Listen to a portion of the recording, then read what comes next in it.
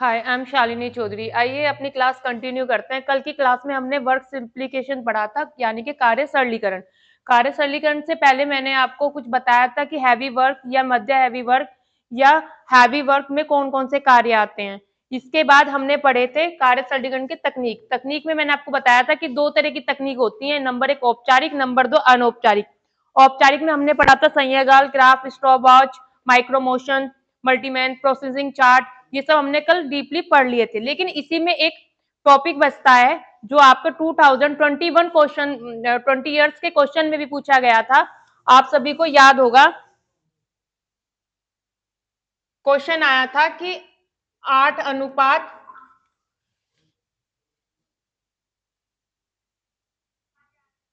8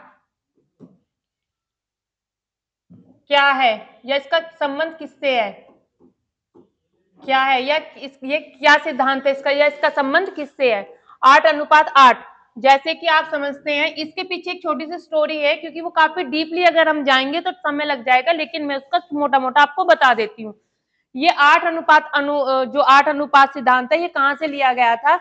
ये ब्रिटिश काल में जब उद्योग मतलब हमारी जो लेबर थी, काम करने वाले जो लोग थे, उन्होंने एक हड़ताल कर दी थी, जो कल कारखानों वगैरह में काम करते थे।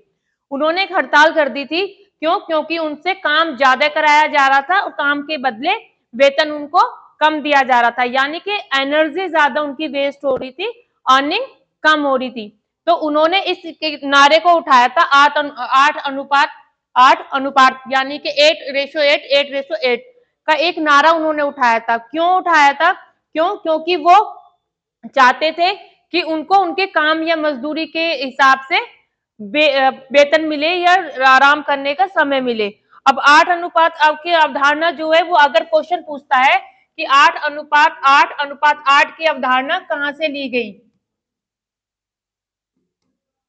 तो ब्रिटेन से ली गई। ये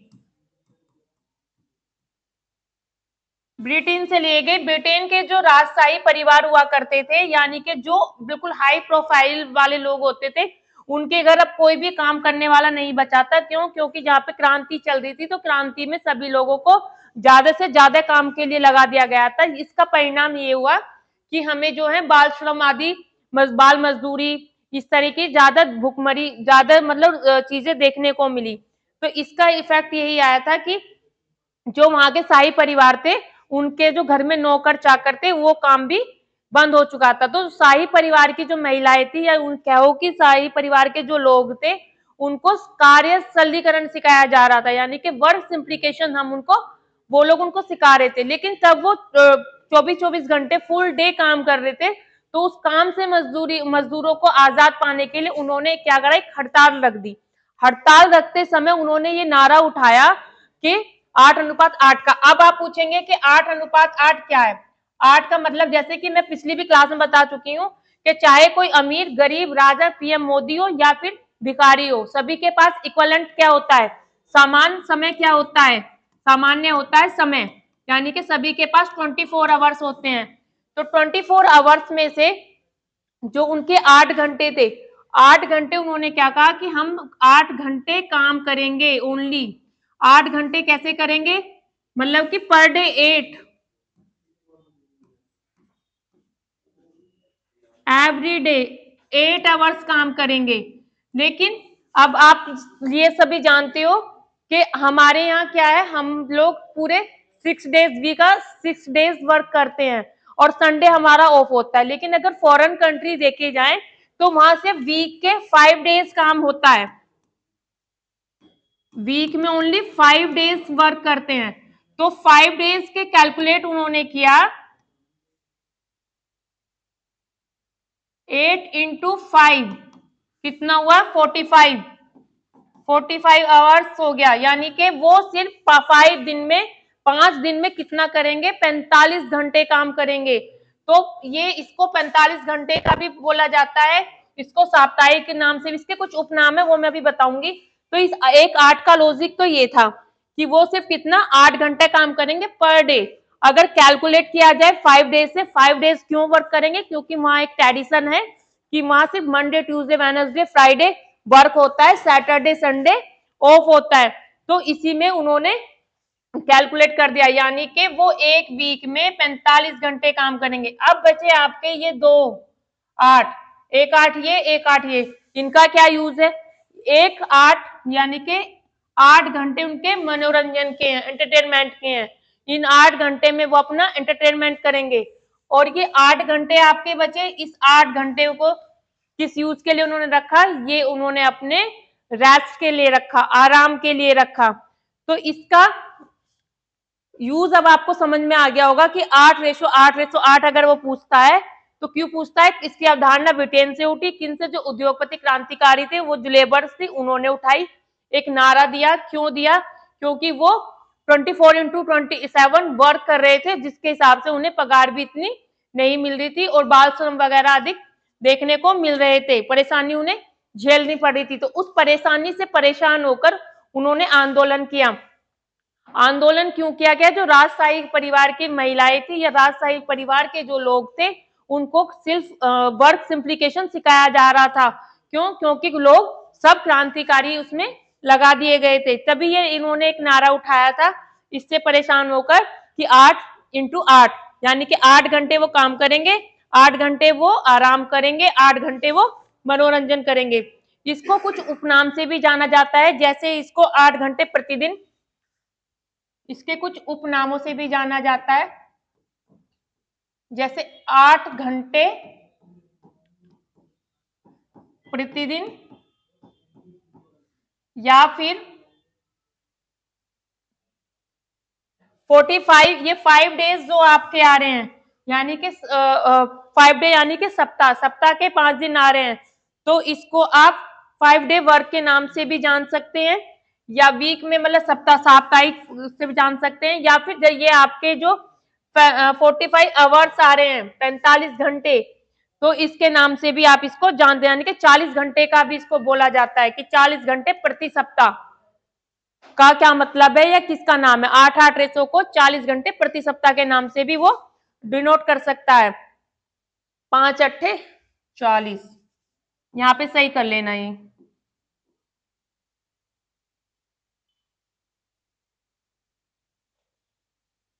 चालीस दिन के यानी कि 40 घंटे प्रति सप्ताह के नाम से भी जानते हैं इसको हम। अब अगर आप इसको देखें तो इसका क्या है? इसका मैंने बता दिया कि ये 3 चीजों का, यानी कि एक ये 8 घंटे काम के, ये 8 घंटे मनोरंजन के और ये 8 घंटे आराम के। इसके बाद इसी में एक आपका नया टॉपिक कोऑर्डिनेट होता है उसके लिए, जिसको हम बोलते हैं श्रम दक्षता शास्त्र भी कहते हैं, श्रम दक्षता भी कहते हैं। इसके क्वेश्चन आपने को प्रीवियस में देखने को मिलेंगे। वैसे पहले मैं इसको एक स्लाइड आपको दिखाना चाहूंगी।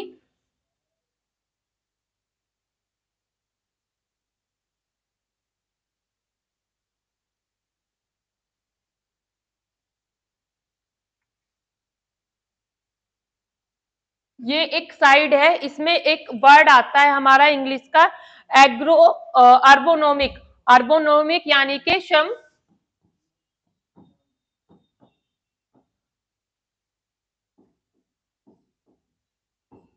दक्षता शास्त्र भी इसको कहते हैं।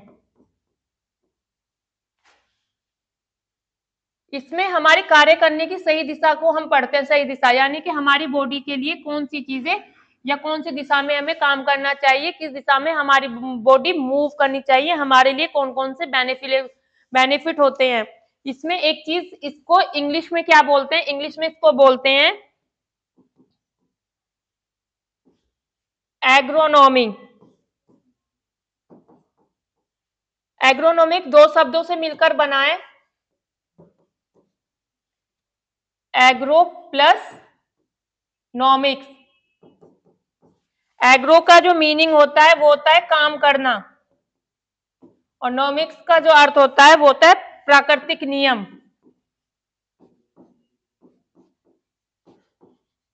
नेट जीआईसी वगैरह में इससे क्वेश्चन पूछा जाता है, पीजीटी वगैरह में भी आ जाता है। तो एग्रो का मीनिंग हुआ आपका काम करना, और नॉमिक का हुआ प्रकृति का नियम। आप सभी को पता है कि जो चीजें प्राकृतिक तरीके से बनी हुई हैं वो हमें प्राकृतिक तरीके से ही यूज करनी चाहिए। अगर प्रकृति के साथ छेड़छाड़ करेंगे तो कहीं ना कहीं वो हमारे लिए हार्मफुल होगी। तो एग्रोनॉमी किस भाषा का शब्द है? एक क्वेश्चन इसमें से बनता है, किस भाषा का शब्द है? ग्रीक भाषा का शब्द है।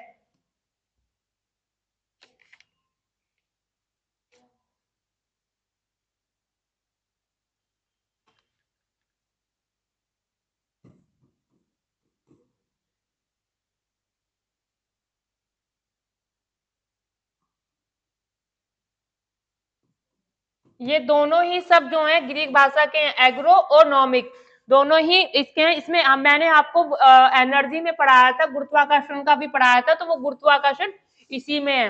हिंदी में इसको श्रम दक्षता शास्त्र कहते हैं और इंग्लिश में इसको एग्रोनॉमिक्स कहते हैं। एग्रो यानी कि काम करना, नॉमिक्स यानी कि प्राकृतिक नियम। इसके साथ इसमें क्वेश्चन आपको आता है कि मानव और मशीन का अध्ययन किसके अंदर किया जाता है? मानव और मशीन का जो अध्ययन किया जाता है, मशीन द्वारा कार्य किया करने का अध्ययन, वो एग्रोनॉमिक के अंदर किया जाता है या श्रम दक्षता के अंदर किया जाता है। इसमें क्या कहते हैं, इसको उपनाम से भी जानते हैं। इसके उपनाम कौन कौन से हैं?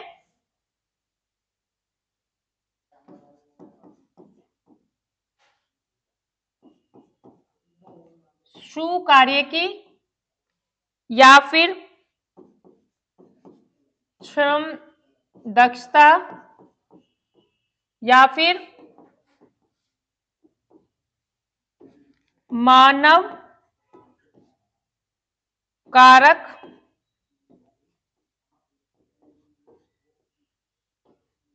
अभियांत्रिक, इन नामों से भी इसको जाना जाता है। इसकी कुछ पोजीशन होती हैं जो करेक्ट और इनकरेक्ट। इसमें क्या है, ये तो इसका बेस था कि एग्रोनॉमी किस भाषा का बना हुआ है। एक बार रिपीट कर लेते हैं फिर इसको साफ करेंगे। एग्रोनॉमी ग्रीक भाषा का बना हुआ है, दो शब्दों से मिलकर बना है, एग्रो प्लस नॉमिक। एग्रो का मीनिंग होता है काम करना, नॉमिक्स का होता है प्राकृतिक नियम। हिंदी में इसको श्रम दक्षता शास्त्र भी कहते हैं, या फिर सुकार्यकी कहते हैं, या श्रम दक्षता भी कहते हैं, मानव कारक अभियंत्री भी कहते हैं। अब आता है कि इसका किसमें गुरुत्वाकर्षण लगता है या इसकी सही पोजीशन क्या होती है, किस हिसाब से किस पोजीशन में हमें काम करना चाहिए एग्रोनॉमी में, ये देखते हैं। इसमें कुछ पिक्चर आपको दी गई है, ये करेक्ट पोजीशन है, ये इनकरेक्ट पोजीशन है। जब आपने देखा होगा कि आप वर्क करते हैं, अपने कंप्यूटर पे वर्क करते हैं, अपनी क्लास में करते हैं, या नॉर्मली पढ़ाई भी करते हैं, तो आप अपनी जो स्टडी टेबल होती है उस पर झुककर बैठते हैं, जैसे कि आपकी कमर में कोई प्रॉब्लम हो, या फिर कैसे बैठते हैं, कोई सामान आपको उठाना है तो आप फोर्सफुली बैंड हो जाते हैं। जब आप आगे की तरफ बैंड होते हैं तो क्या वो आपकी सही पोजीशन होती है? तो इसमें यही बताया गया है कि खड़े होने की, ये देखिए इसमें ये व्यक्ति खड़ा हुआ है और इसकी जो ये पीठ है ये कितनी, इसने आगे की तरफ झुकाई हुई है, तो इसका सही खड़ा होने का स्ट्रक्चर जो होता है वो ये होता है, जो उसकी पोजीशन जो होती है, पोस्चर जो होता है। फिर एक है हमारा आगे दौड़ना, ये इसमें देखिए ये दौड़ रहा है, इसकी पीठ और उसके पैर का गैप में साफ, यानी कि अगर आपको चलना है तो अगर मैं वॉक कर रही हूँ, चल रही हूँ, खड़ी हूँ, दौड़ रही हूँ, तो अपनी जो मेरी बैक है, पीठ है, वो क्या होनी चाहिए, स्ट्रेट होनी चाहिए। सेकंड, ये स्टडी कर रहा है, देखो इसकी स्टडी में कितना बैंड पड़ रहा है इसकी कमर पे, जबकि हमें बिल्कुल स्ट्रेट पोजीशन में बैठ के अपना वर्क करना चाहिए। किसी भी चीज को सामान उठाना, कोई भारी सामान आपको उठाना है, इज नॉट राइट। क्यों? क्योंकि वो देखो अब इसने कोई सामान उठाया तो उठाने के लिए क्या है, बिल्कुल पिक्चर में क्लियर है, वो बैंड हो चुका है, बिल्कुल झुक चुका है नीचे की तरफ, जबकि इसका सही पोस्चर क्या है, सही पोस्चर है थोड़ा सा घुटने के बल बैठकर फिर उस सामान को उठाना।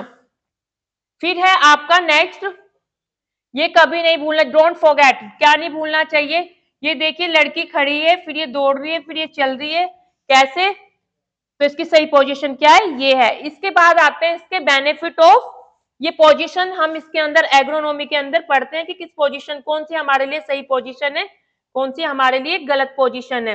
फिर इसके बाद हमारी आते हैं बेनिफिट्स ऑफ एग्रोनॉमिक, यानी कि सही पोजीशन कौन सी होती है, बेनिफिट ऑफ एग्रोनॉमिक्स, इसकी सही पोजीशन क्या है।